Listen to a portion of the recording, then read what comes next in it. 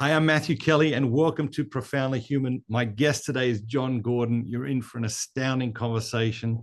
I've known Jon for a while now, loved his books, bumped into him in airports and at conferences, and just so delighted you could be with us, Jon. Thank you. Matthew, great to be with you. I just finished Holy Moments and just love your book. Well, I appreciate that. The first book of yours that I read was The Energy Bus, and 10 rules to fuel your life, work, and team with positive energy. What led you to write The Energy Bus? That's such a great story. It was a tough story, but it's a great story in that years ago, I was miserable. I was negative, and my wife threatened to leave me because I lost my job during the dot-com crash, and I'm falling apart, I'm crumbling, and I'm being all negative, and I'm blaming her for why I'm not living up to my dreams. Like it was her fault. And I'm constantly attacking her in a negative way. And she said, I love you, but if you don't change, like we're over. She's an Irish Catholic girl. She's tough. She broke her brother's nose. I didn't want to mess with her. I'm like, all right, I need to change. And in all seriousness, I wanted to be a better husband. I wanted to be a better father. And I didn't want to lose my wife because she was literally ready to leave me. And so I remember thinking, why am I so miserable? Why am I here? What am I meant to do? And writing and speaking came to me in that moment. I'm 31 years old. And I said, okay, I'm going to be, more positive. Let me research ways I could be more positive. And that was during the emerging field of positive psychology. So now I'm practicing like all these different ideas and I'm seeing an impact. Like one was a gratitude walk. And I would walk and practice gratitude. And while I'm doing that, I'm flooding my brain and body with these positive emotions that uplift me rather than stress hormones that slowly drain me and over time will slowly kill me. And just doing that day in and day out, I started to see an impact. Well, doing that day in and day out and seeing an impact and making a difference in my own life, I started a weekly positive tip.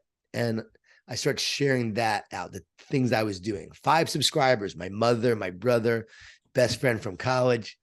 And that led people to read my stuff and start asking for more. And I remember walking one day and the energy bus came to me. Literally, the story came to me. And it's about a main character who's miserable and negative. His team at work is in disarray. He has problems at home. So the main character, George, was based on me. So that's what led me to writing the book. It was my own journey of negativity towards positivity. I wanted to help other people reclaim their life, live their purpose, live with more optimism and belief, overcome the negativity. And then I wrote this book about this guy. And again, 3.5 weeks of divine inspiration of writing this book, rejected by over 30 publishers. Eventually it gets taken on by John Wiley and Sons, and the rest is history. But I wrote it because I realized my whole journey has been someone who wants to get better himself and be more positive himself. And then in that journey, I then want to help others get better and equip them. Let's talk about a couple of the 10 rules. Number one is you're the driver of the bus. What does it mean? Yeah, you have to take the wheel. You have to decide that, I decide the kind of energy I'm going to bring to my life. The greatest power you have is the power to choose. And you can choose positive energy or negative energy. When negative thoughts come in, you can choose positive thoughts. So being the driver means that you're not going to be a victim to life. You're not going to be a victim to your circumstances. We're all going to have challenges. We all go through tough stuff. And I understand that some people go through a lot tougher things than most. So there are people who really deal with trauma and really difficult experiences. So I'm not minimizing that. But I am saying that in those circumstances, on the journey of life, we do have the power to overcome, to rise above. And even though the circumstances are challenging and difficult, we don't have to allow them to define us. We take the wheel. And then on this journey of life, we start to bring more power to our life. And that allows us to create the life we want. Love it. Number 3 is fuel your ride with positive energy. Yeah. If you don't have it, you can't share it. And it's so interesting. In today's world, people think, oh, positivity. Some people roll their eyes, Pollyanna positive. They talk about if you're being positive, it's like it's toxic positivity. Think about it, Matthew. We live in a world now where it's almost normal to be depressed and negative and miserable and chronically worried and stressed all the time. Yeah. And we're not meant to go through life that way. It's been that way for a while now, but we're not meant to go through life that way. It's becoming normalized. And I think it's okay to feel that way because we all go through struggles and challenges. And I'm someone who's dealt with depression, but understand the real state, how you're meant to go through life, is with peace and joy and power and optimism and belief. And as a Mm, man thinks, he becomes. As a woman mm, thinks, she becomes. So you got to fuel yourself in order to feed others. Because if you don't have it, you can't share it. I often say leadership is a transfer of belief. So you're leading your kids, you're leading your team at work, you're leading your organization. You got to make sure that you're fueling your ride to be able to fuel your passengers on this journey. And as I wrote in The One Truth, the brain, what I realized years later, is an antenna. So we're either tuning into the positive or the negative every single day. And if you're tuning into the negative, you're going to get a lot more negative thoughts. And what do yes. negative thoughts do? They bring you down. What do positive thoughts do? They uplift you. Yeah. They encourage you. I've never heard anyone say, I need more negative thoughts to be successful. We all need more positive, optimistic thoughts. And that's what this is all about. So those who roll their eyes, those who don't think it's real, it's not about ignoring reality. It's okay to say this is hard, this is difficult, this stinks. But it's about maintaining optimism, belief in order to create a better reality. Yeah.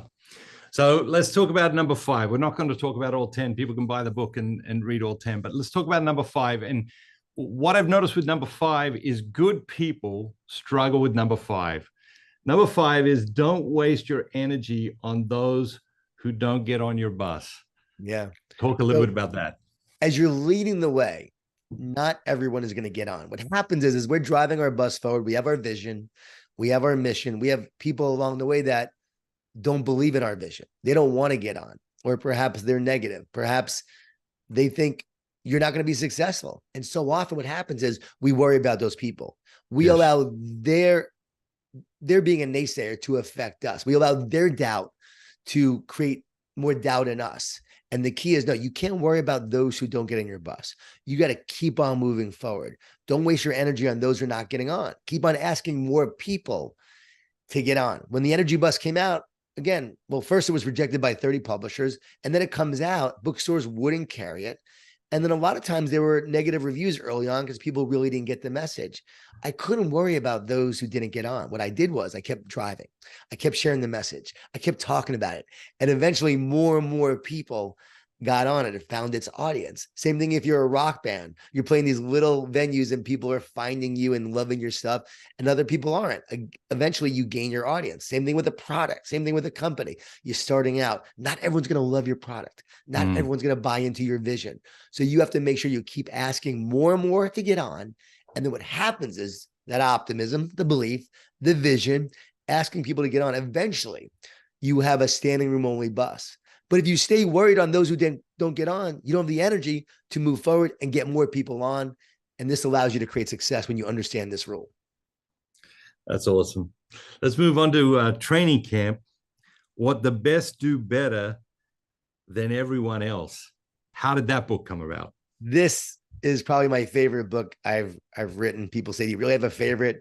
Yes, I think this one is my favorite. Just the story, and the main character has to overcome his fear and find his faith to be all that he's meant to be. And it's really autobiographical because I had so much fear, so much doubt. And I had to find faith on my journey to become who I was meant to be. So that main character was in many ways a lot like me. And so it came about was I just spoke to the Atlanta Falcons during training camp. And I'm in the car going to the airport and boom, eureka, it hits me. Training camp, a story about a coach and a player, a mentor, and a mentee. And that coach is going to teach this player the winning habits that separate the best from the rest, what the best do better. And he's going to separate himself by becoming the best he can be and stand out in a world of average. And as he does, though, he has to find his faith on the journey. So that happens later in the book. And then it's also the impact that this coach can have and the legacy we can leave. So a main lesson in this book is leaving your legacy. So you might see yourself in the main character, also in Coach Ken, the character who's the mentor. And I just love that book. I just gave a talk recently to 300 CEOs of credit unions on training camp. Like, this is a book I wrote in 2008, 2009, and they wanted me to talk on what the best do better. I tied it into the positive leadership and explained some leadership principles with the best do better. But it was a lot of fun to talk about. Damian Lillard read that book twice before his rookie season, the NBA, to remind himself how hard he would have to work. And I just love hearing from all these different athletes and coaches that have read this book over the years, and some of the biggest names in sports read that book, and it really encouraged them. So for me, I'm so glad I wrote it. That's fantastic. Let's talk about just a couple of the 9 traits that make up the best of the best.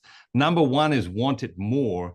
I think a lot of people who are trapped in mediocrity or have sold out to just being average, they will say, oh no, I really want it bad. Talk about the first trait and wanting it more, and what does it really mean? You have to want it more to be your best and to strive towards greatness. It's not just in the wanting, though. We often say we have the desire, as you just said, but that desire is actually demonstrated in action. What are you doing to want it more? You want to write a book? Well, guess what? Get up in the morning and write that book. What does it look like? In my book, The Carpenter, I talk about being a craftsman instead of a carpenter. It's about showing up, not just going through the motions, but you're here to build greatness. You're here to be different, to do amazing, incredible work. And that only is the result of actually the actions you take. I once had this writer, Wright Thompson. He's a famous writer for Sports Illustrated, I believe. No, ESPN, the magazine, and has done some great work on Tiger Woods and did some things on Sports Center. He was doing a story on Dabo Swinney. And he knows that I worked with Dabo Swinney for 12 years. So as he's writing this story, he reaches out to me because he finds out Dabo reads my books. So you know what this author does, this writer? He reads every one of my books before the interview, because he wanted to think, what is Dabo thinking? What is he getting from these books that is affecting his thinking and being the coach that he is? He wanted to get in his mind. So he read all my books that Dabo has read. That was wild to me. Like, that's a craftsman. That's wanting it more. Yes. That's going above and beyond. How many of us do that? Now, you don't have to do that much, but you do have to go above and beyond and actually not always do extraordinary things, but be consistent, committed, focused, and doing the little things every day that demonstrate that you want it more by taking those simple actions. Yeah. It's awesome. Let's talk about number 5. Have clarity of their vision and purpose. Yeah, you got to have clarity of vision and purpose. Clarity leads to focus actions. I know you talk about this. This is the greatest gift that leaders could have and give their teams and organizations. Clarity of vision and mission, clarity of values, clarity of behaviors and habits. Like, why are we here? And what are we meant to do? Where are we going as an organization? Also, how do we become great? What is your role and your job every day? And what are you meant to do? When people show up to work, they know what they're meant to do. That's going to give them clarity. It gives them focus and allows for productive action. So you got to know what you want. Big part of this is training camp is knowing what you want. You have to want it more. And that's the clarity of, I want it more. I know what I want. And then I'm willing to do it. And the vision and mission that's powering me as I move forward, that's going to keep me alive as I face all the adversity and challenges and obstacles along the way. What stops people from getting clear? Clutter. So we want to be clear, but we have all this clutter. We have distractions, and distractions are the enemy of greatness. So I would say the 5 Ds that I wrote about in the garden and also in One Truth. You got doubt, you got distortions, which are negative thoughts and lies that are always coming in. You got discouragement, distractions, and then you have division, you have anxiety. And so we're so busy doing all these things that don't matter instead of what does matter. I love the quote that says, if the devil won't make you bad, he'll make you busy. He'll get you to focus on all the things that don't matter instead of what does matter. And so then we have this clarity, and we don't spend time thinking and reflecting. I take a walk almost every morning. And while I'm walking, I practice gratitude and I pray. And from that moment, I get a lot of clarity and ideas. Like, the clarity is not coming from me. I'm not that smart. I'm not that good. I'm becoming a vessel. I'm an antenna that is tuning in and then receiving the clarity of what I'm meant to do. No joke, Matthew. I went to the bathroom. We were in a team meeting and we were doing this new program where we're certifying trainers and leadership, team building. And we're really having these two programs, but they're separate programs. And I go to the bathroom, I come out, and boom, I had this eureka moment. I walk back into the meeting with the team. I go, hey, we're not doing any of this. Like, we were there to have this big meeting and all of it.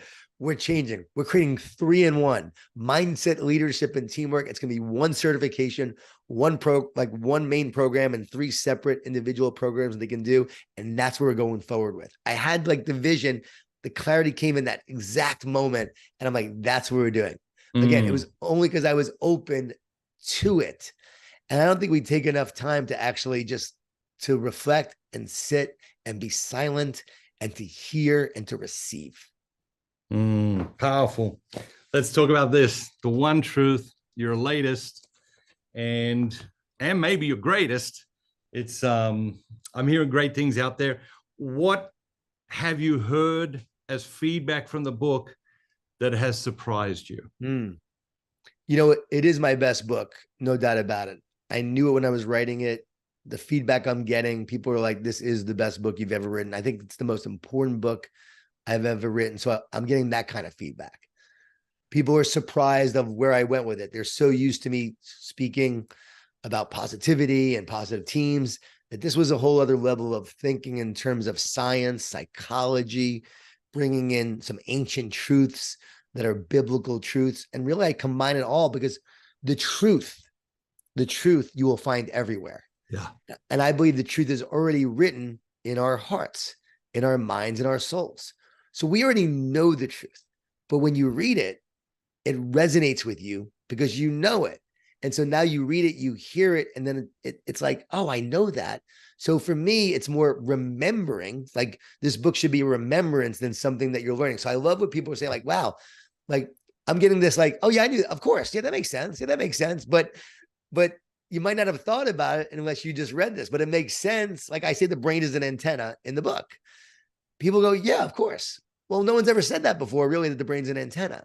So by saying it, and people go, yeah, of course. What's surprising me is how people are resonating with it. And I thought they were going to go, oh my God, like they're going to be like, this is unbelievable. Like it's blowing my mind. But it's almost like they're going, yeah, you brought it all together in a way that made me truly understand how the mind works, how our thoughts work, and how we can live with more power and joy and peace and less stress, anxiety, and worry.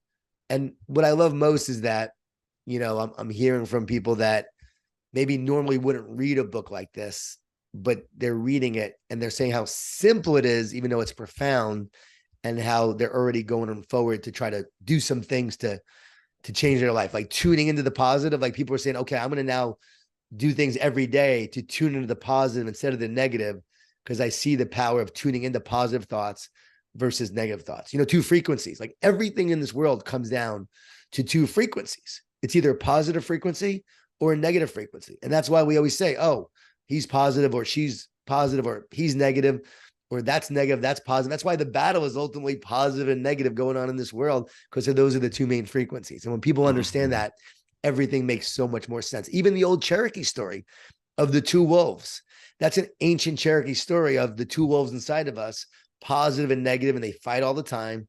Who wins the fight? The one you feed the most. Guess what? How are you feeding? Are you listening to the positive voice or the negative voice? That's a story of 2 frequencies. Truth, not biblical truth, but that is still truth and explains what we're going through and what the journey is all about. Positive versus negative, overcoming negative, feeding ourselves with the positive, and moving from separateness to oneness. And I would also say from the wounds that we have through our journey of life to healing and wholeness. Powerful. One of the things I love about the book is that I believe it deals with a mega theme.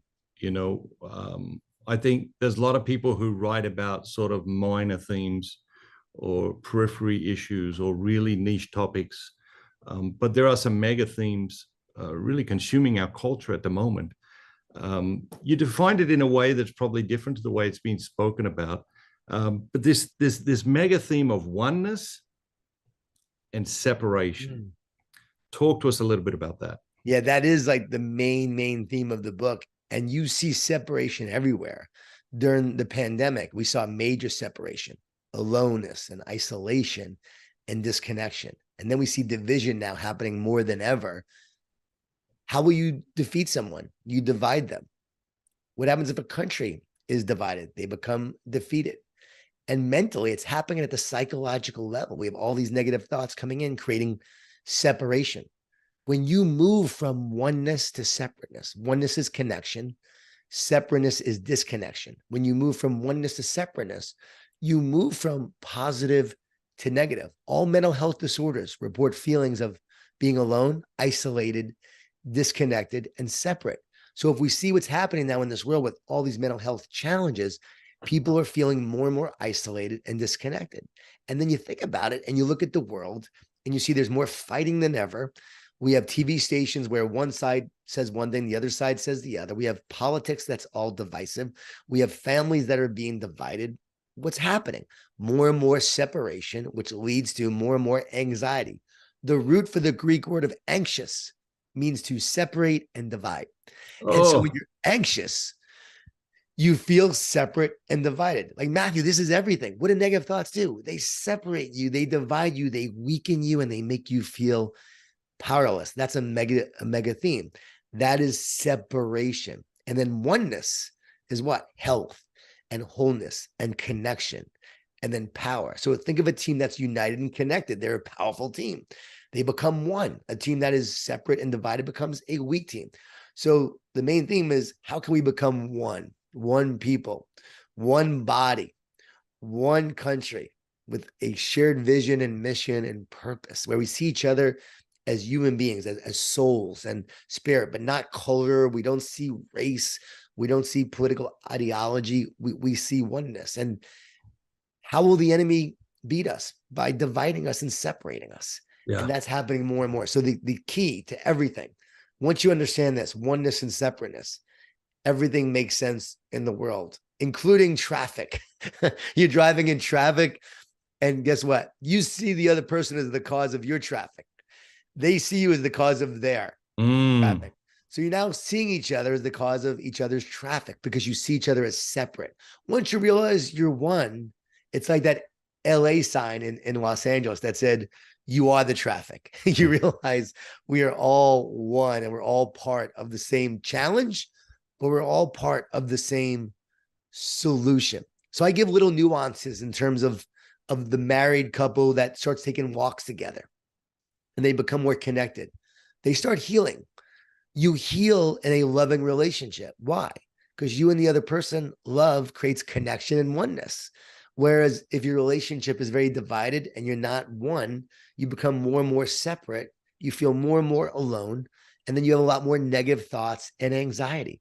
During the pandemic, we saw this play out where it was like this great experiment. And it really proved that human beings are not meant to be alone. I knew this was going to happen. We are meant for relationship. And you write a lot about this. We're meant for oneness and for connection to our creator and to each other. And I would argue that if you're not connected to your creator, you're going to seek out that connection. And a lot of people seek it out in good ways. But if you don't feel connected, there's this oneness and separateness, and there's a gap when there's separateness. And in the gap, what happens is when you don't feel that connection to your creator, you start to fill the gap with all these substitutes. And many of them are cheap substitutes. And you're seeking like this feeling, but what you go for is relief instead of restoration. You go for the drink. You go for the video game. You go for the pornography. You go for any addiction. You're going for something because you're really seeking this euphoria that you could only get from this oneness and connection. And so just as like the tree must grow in the soil and the fish swims in water, we are healthiest and whole. We are meant to thrive by being connected to our creator. And if you're not, you're always seeking that connection. So like the other day, I was talking to this person, and I get this a lot lately. Oh, I'm feeling really disconnected. Yeah, I'm struggling. I have all these negative thoughts. Like, I got a lot of fear right now, a lot of anxiety. I said to him, I bet you feel really far from God. Like you probably were connected at one time and you don't feel really connected anymore. And they're like, yeah, how'd you know? I said, because if you were connected, you wouldn't be feeling those feelings. You would be feeling joy and peace and love, and you would be feeling confidence and courage. So how you're feeling is a symptom. Am I one or am I separate? And that will play out in every aspect of your life, your teamwork, your relationships, your kids, your thoughts, your mental health, every aspect. And that's what the one truth is all about. You mentioned, negativity and people's negativity and the impact that it has on them. One of the things I love in the book is you talk about, and I love the phrase itself, neutralize the negativity. Yeah. Tune. Someone who's listening right now and thinking, this is great. This is what I need. Where do I start? Where would you encourage them to start if they want to neutralize the negativity? Yeah. Free resource, from the One Truth. Go to Get One Truth.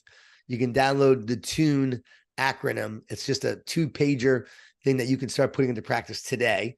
Trust in truth, right? Start trusting instead of doubting, and then bring truth to your life. Start reading the truth, knowing the truth, that you're here for a reason, that you're not an accident, that there's a plan for your life, that you have a purpose. And the truth is, you want to do great things because deep down, God put that greatness within you. It's within your spiritual DNA to want to do something great. We just have these voices that say we're not great. And then the you is unite with love. The more you bring love to it, love casts out fear. So anytime you feel fearful, you start bringing love to it and the fear will dissipate. And neutralize the negativity. That's what you said. You got to neutralize it. I love how, it's so simple when you think about this. Matthew, I had this friend for a long time, and he was one of the first guys who helped me when I started speaking, would sell my events and so forth, and haven't seen him a lot lately. I was on the beach today, and all of a sudden he's walking behind me, and he's walking with his wife.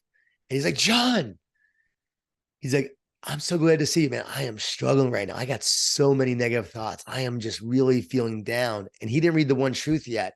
And I walked with him on the beach with his wife and taught him this tune literally on the walk on the beach. When we're done, I just got a text from him saying, wow, like what a divine moment seeing you teaching me this. I finally feel like I have hope now to neutralize the negativity. See, people think their negative thoughts are from them. And when the negative thought comes in, they believe the lie. They then reinforce it. They start speaking it out loud. Then they feel guilt and shame for the thoughts they have, and they beat themselves up. So this happened with a 6-year-old kid as well that I wrote about in the book. And once I taught him this, he no longer beat himself up. He realized, oh, I have these negative thoughts, but they're not coming from me. They're coming in. But I don't have to believe the lies. And I can tune in every day to the positive, neutralize the negativity, and I can talk to myself instead of listen to myself. This is the key. Don't listen to the negative thoughts. Talk to yourself with words of encouragement, words of life. Again, as a man thinks, he becomes. As a woman thinks, she becomes. Start thinking the thoughts that will elevate your thinking. And that's the E. Elevate your thinking day in and day out with prayer, with self-talk, based in truth. Scripture is a powerful thing to be repeating each day. I can do all great things through Christ who strengthens me. Another one is, he who is joined to the Lord is one spirit with him. We're advised to take every thought captive.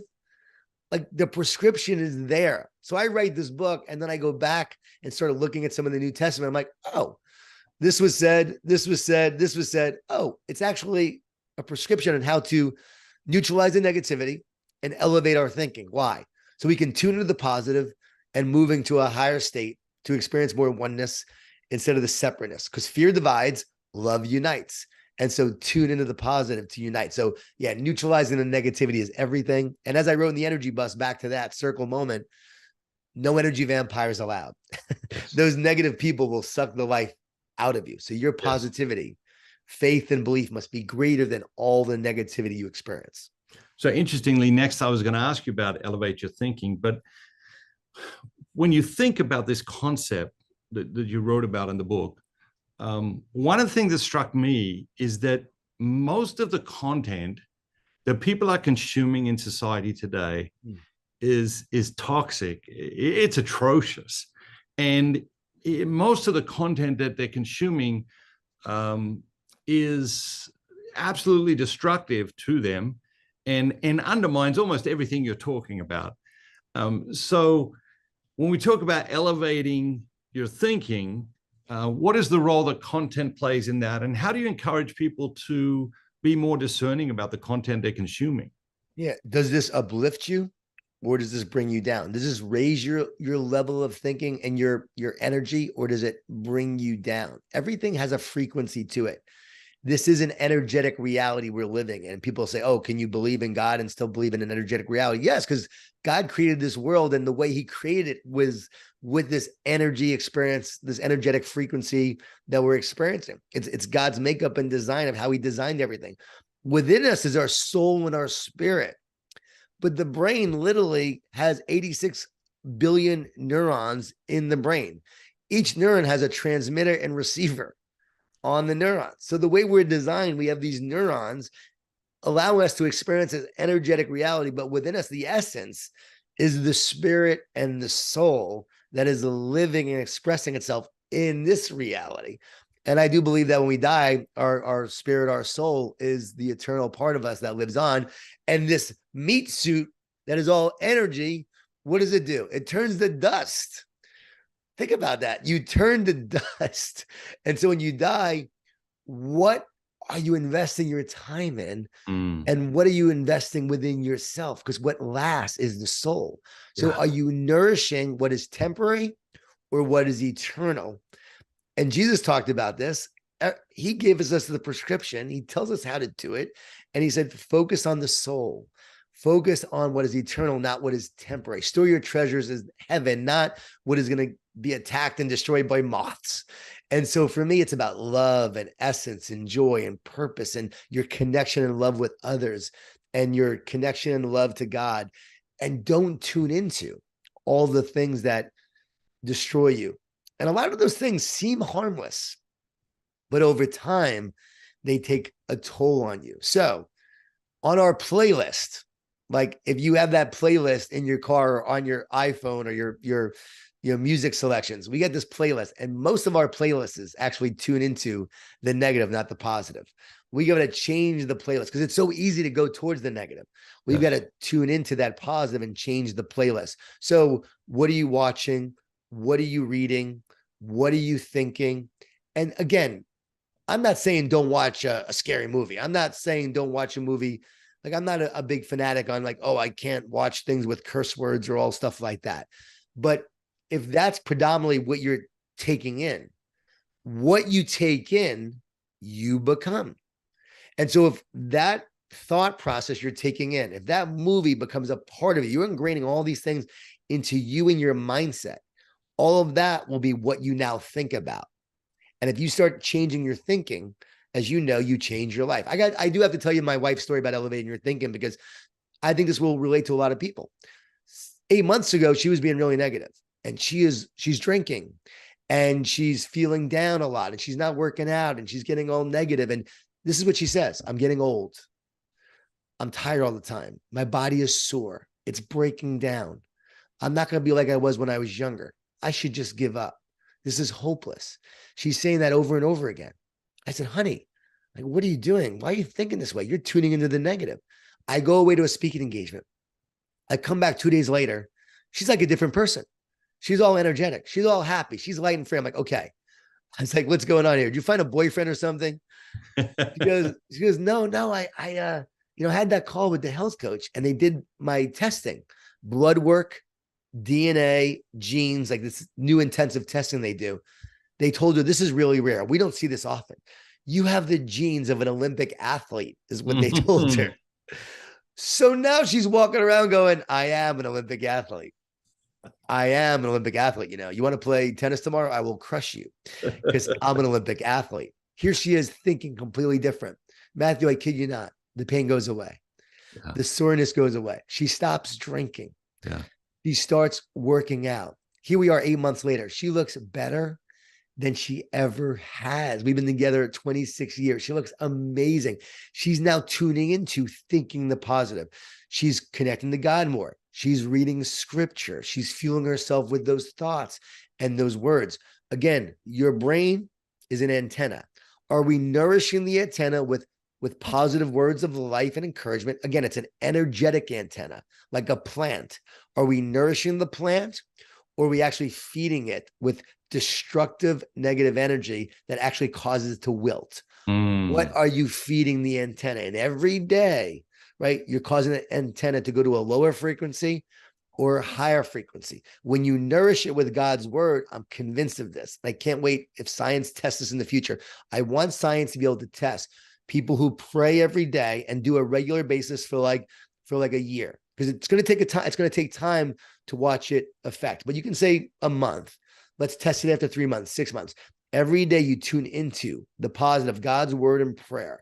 What will happen? I guarantee you start to tune into more and more positive thoughts. Because what happens is that's the renewal of the mind and the soul, which then heals the brain, and you'll start to have a different antenna that starts to tune into more of that mind and soul, positive, higher level thinking. And then on the other side, right, are you tuning into the negative each day? I guarantee if we test that, and you can just see it play out in the world, the more people are tuning into negative thoughts, negative shows, negative movies, negative thinking, and then also feed that brain with poor foods and things that are not from nature and chemicals and all the stuff that affect the brain, then you tune into a more and more negative frequency and a lot more negative thoughts. And then you get this spiral of negativity that takes you on a spiral downward. And you know what, Matthew?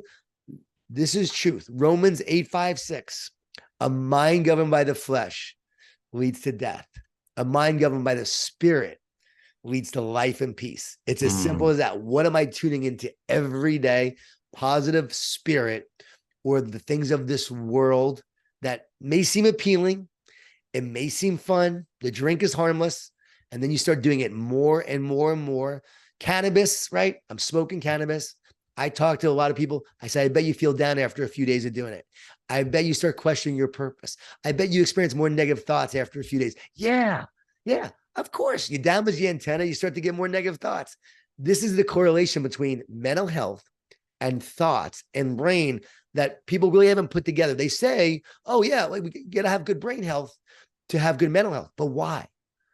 Why does someone, when they have a mental health disorder, have more negative thoughts even in the first place? Why does it lead to more negative thoughts? It's because of what you're tuning into.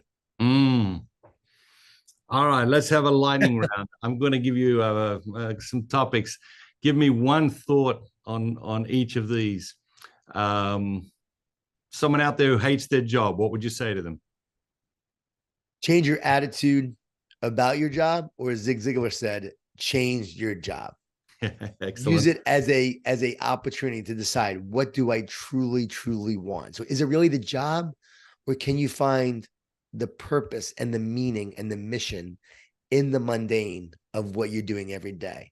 And so maybe it's not the job, maybe it's your attitude about the job. What about a leader who wants to be a better leader? A better leader, you have to make sure that you're feeding yourself to feed others. Leadership is a transfer of belief. And so as you believe, you then help your team believe. But also, to be a better leader, you do have to care about others. You can't be selfish. You have to be selfless. And a narcissist will never be a great leader. Maya Angelou said, you can't be a great leader if all you see is yourself. And I explained that in The One Truth, as well as why narcissists, they believe they're separate because they've been injured. They've had some traumatic thing of their past. So there's actually a neurological separation that happens within the brain that causes them to focus on self instead of others. What causes you to focus on others to be a great leader? Humility, care, empathy, integrity, optimism, belief. And when you believe in others more than they believe in themselves, they will do things beyond the extraordinary. Yeah. What about a couple that wants to have a better marriage? Take the time to connect. You'll never have commitment without connection. So you have to make sure that you're taking the time to connect and build that oneness together. And Gallup did a study. 99% of couples who pray together stay together. 50% who go to church stay together. 50%. That's the same level as unchurched versus church. So it's not the act of going to church, although I do believe it's great to have, a religious tradition and a fellowship and community. So I'm a big believer in that. But what really keeps you together is praying together. Why? You are spirit, your spouse's spirit, God is spirit. When you're praying, you all become one spirit. And in that is when the healing takes place. What about someone struggling with addiction? Recognize what's happening. You're feeling separate. So you're trying to fill the gap with a cheap substitute that gives you relief, but not restoration. So start moving towards restoration. And then as you do this, what happens is what you realize is community gets you away from self and moves you towards connection. Relationships with others, you start to heal in a loving relationship. That's essential.